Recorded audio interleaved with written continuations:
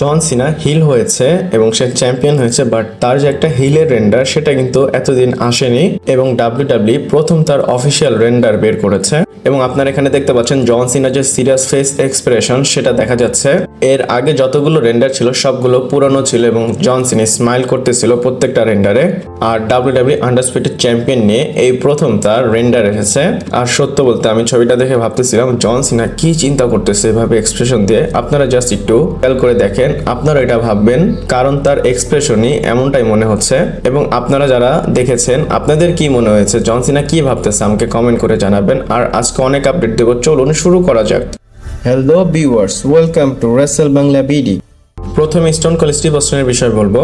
আর আপনারা স্টোন কোল্ডকে একটা আলাদা রোলে দেখতে পারতেন যদি এই জিনিসটা হয়ে যেত, কারণ লোগান পল চেয়েছিল স্টোন কোল্ড স্টিভ অস্টিন যখন এন্ট্রেন্স করবে সে যেন প্রাইমের বোতল পরে এন্ট্রেন্স করে, যেমনটা স্পিড করেছিল।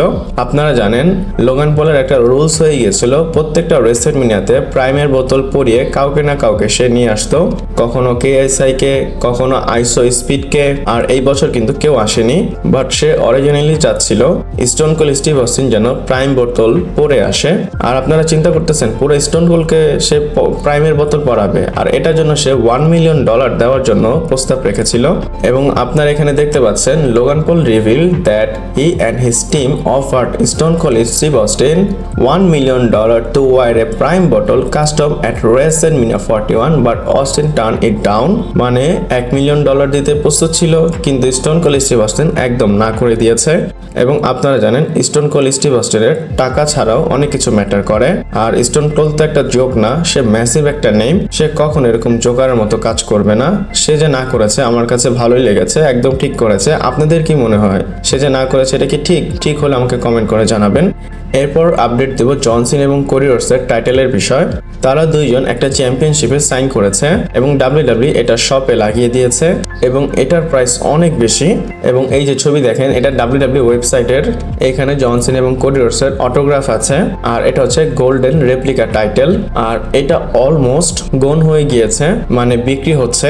আর এটার প্রাইস হচ্ছে $3,500, মানে 3.5 থেকে 4 লাখ টাকা এই বেল্টের দাম। এটার উপরেও যেতে পারে, আমি কাউন্ট না করেই বলেছি। আপনারা জানেন $1,000 প্রায় 1,21,000-এর মতো, তো 3,500 যদি হয় 4 লাখ থেকে 4.5 লাখের মতো হবে। আর ওই দেশের মানুষ এটা পাগলের মতো কিনতেছে। আমি তো কখনো এটা কিনবো না, আমি এই টাকা দিয়ে জন সিনা এবং কোডি রোডসের সাথে মিট করব। আপনারা হলে কি করতেন আমাকে অবশ্যই কমেন্ট করে জানাবেন, বাট বেল্টটা কিন্তু অনেক সুন্দর। এরপর র্যান্ডি অর্টন এবং জন সিনার বিষয় বলবো। আপনারা জানেন র্যান্ডি অর্টন আর কেউ হিট করেছে জন সিনাকে, সে কিভাবে পিছন থেকে এসেছিল সেই ক্লিপটা আপনাদের আমি দেখিয়েছিলাম। তো পিছন থেকে আসার আগে তো রিং এর মধ্যে ঢুকতে হবে সেটার ভিডিও এসেছে। আর সত্য বলতে এই ক্লিপটা অনেক বেশি ফানি। নর্মালি আমরা কি জানি যখন কারো এই রিং এর নিচে যেতে হয় তখন সে শো শুরু হওয়ার আগে যায়, অথবা কমার্শিয়াল ব্রেক যখন হয় তখন সে নিচে ঢুকে যায়। আর দেখেন শোটা শুরু হওয়ার আগে র্যান্ডি অর্টন ক্রু মেম্বারদের সাথে আসতেছে এবং এমন ভাবে অ্যাক্টিং করতেছে দেখে মনে হচ্ছে যে না সেও চেক করতে এসেছে। এইখানে Randy Orton just formality maintain করে। দেখেন তারা র্যান্ডি অর্টনকে হেল্প করলো, মানে কভার করলো, আর সুন্দর করে র্যান্ডি অর্টন নিচে লুকিয়ে গেল। এই ক্লিপটা ভাইরাল হওয়ার আগে র্যান্ডি অর্টন জন সিনাকে আর কেউ মেরে দিয়েছে।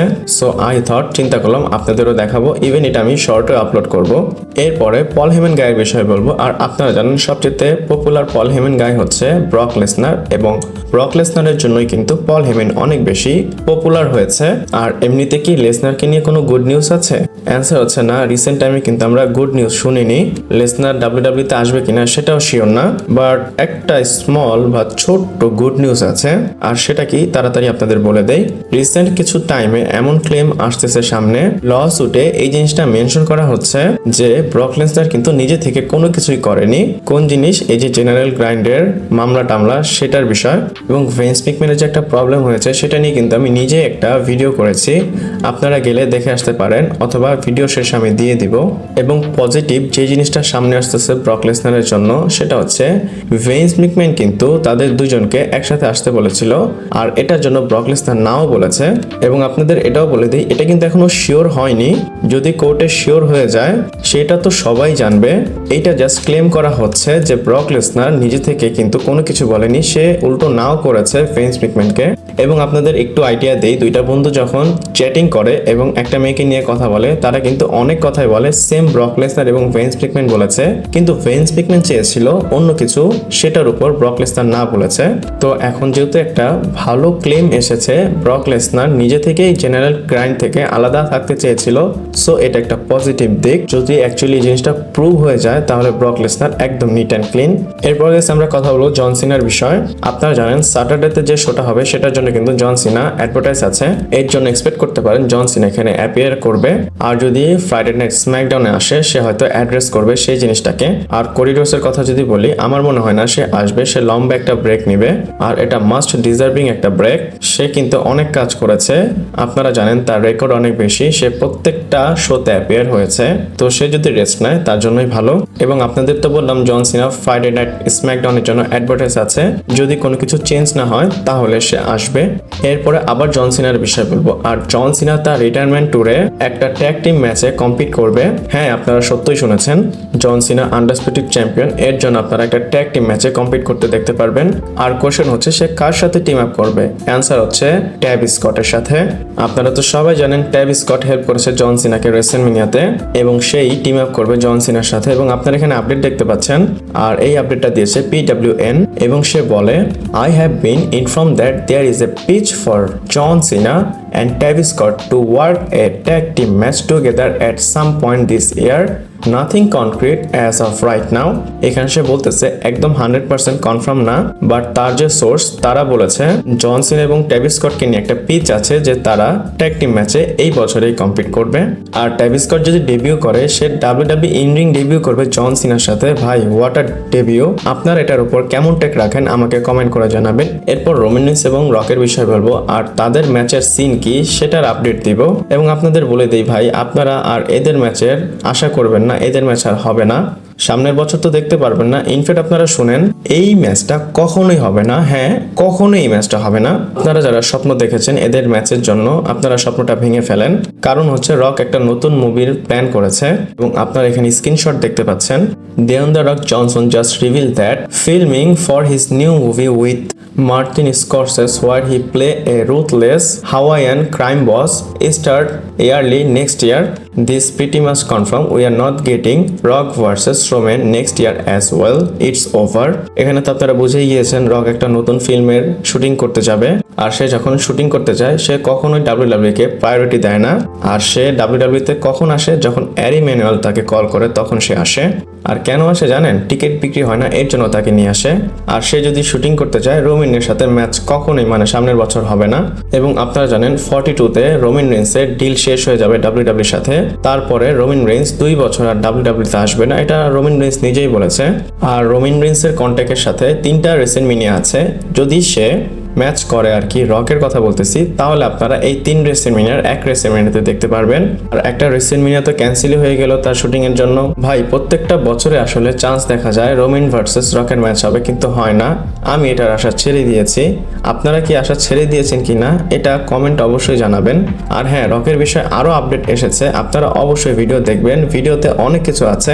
এরপরে রোমিন রেন্স, সেথ রলিন্স, ব্রন বেকার এবং সিএম পাঙ্কের বিষয় বলবো। এবং আমি কিন্তু আপনাদের বলেছিলাম রোমিন রেন্স এবং সিএম পাঙ্কের একটা অ্যালায়েন্স হতে পারে, এবং আমাদের যদি লাক ভালো থাকে তাহলে আমরা ব্যাকল্যাশে রোমিন এবং সিএম পাঙ্ক ভার্সেস ব্রন বেকার আর সেথ রলিন্সের ম্যাচ দেখতে পারবো।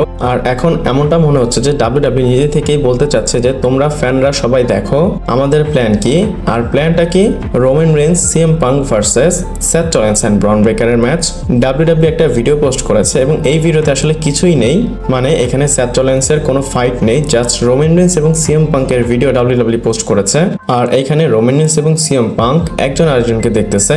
আর এমন একটা মোমেন্ট ক্রিয়েট হয়েছে যে দুইজনই মারটার খেয়েছি, এবং দুইজনের সাথেই ভুল হয়েছে, তো দুইজন মিলে হয়তো প্রতিশোধ নিতে হবে। ইভেন WWE কিন্তু এখানে আয়ের একটা ইমোজিও দিয়েছে। WWE হয়তো ইনডিরেক্টলি বলতে চাচ্ছে ফ্যানদের, আপনারা রোমান রেন্স এবং সিএম পাঙ্ককে একসাথে দেখতে পারবেন। আমি বলবো রোমিন এবং সিএম পাঙ্ককে যদি একসাথে নিয়ে আসে, তাদের কেমিস্ট্রি দেখতে খুবই ভালো লাগবে। আমি তো এনজয় করবো, আপনারা এনজয় করবেন কিনা আমাকে কমেন্ট করে জানাবেন। এরপর জেকা ফটের বিষয় বলবো। আর একটা পডকাস্ট আছে, সে এখানে অনেক কথা বলেছে। সে বলে এমন একটা সময় ছিল আমি জেলের খাঁচা থেকে তাকিয়ে তাকিয়ে দেখতাম, উপরে শুধু তাকিয়ে থাকতাম যখন আমি জেলে থাকতাম। আর এমন একটা সময় এসেছে আমি এয়ারপ্লেন থেকে নিচে দেখি, তার যে একটা ট্রানজিশন হয়েছে সেটা সে বলে। ইভেন সেটাও বলে এর আগে আমি যে কবারই সাইন করতাম আমি প্রত্যেকটা জেলের পেপারেই সাইন করতাম, মানে জেল থেকে বের হলে বা জেলে ঢুকলে ডকুমেন্ট সাইন করতে হয় সেটার কথা সে বলে। আর এমন একটা টাইম এসেছে এখন যেখানে আমি লোকেদের অটোগ্রাফ দেই। আর সত্য বলতে এটার থেকে ব্রুটালি অনেস্ট আর কে হতে পারে যে কাফাটুর অন স্ক্রিন ক্যারেক্টার এমন, কিন্তু সে পডকাস্টে খুবই অনেস্টলি কথা বলেছে। আর যে কাফাটু যেটা বলেছে সেটা এমন একটা কম্পারিজন যে আকাশ থেকে পাতালে, অনেকে বলে না যে তুমি পাতাল থেকে আকাশ উঠে গিয়েছো, তো যে কাফাটুর ক্ষেত্রে এমনটা হয়েছে। এরপর next and final story great on the রকের বিষয়। আর রক একদম পাগল হয়ে গিয়েছে। আপনারা জানেন সে অনেক কিছু এক্সপোজ করেছে, আর রক আবার ইনস্টাগ্রামে অনেক কিছু এক্সপোজ করেছে। বাস্টন ওপেন রেডিওর যে ডেভ লা গ্রেসা আছে, মানে নামটা তার অদ্ভুত, ডেভ লা গ্রেসা, সে একটা কমেন্ট করে এবং বলে রক যা যা প্যাট ম্যাকেফি শোতে বলেছে সবকিছু বুলশেট ছিল। তার অ্যাকর্ডিং এ সে ট্রিপল এইচ কে সেট আপ করেছে এবং রক ট্রিপল এইচ এর জন্য প্রবলেম ক্রিয়েট করতেছে। তো সে এক কথায় বলে রক যা বলেছে সব ভুল ছিল এবং ইউজলেস ছিল, এবং যদি এমনটা হয় এটা রকের দোষ, সে সেট আপ করেছে, মানে এখানে পলিটিক্স এর কথা বলতেছে। আর এটার উপর রক কি বলে আপনারা এখানে দেখতে পাচ্ছেন।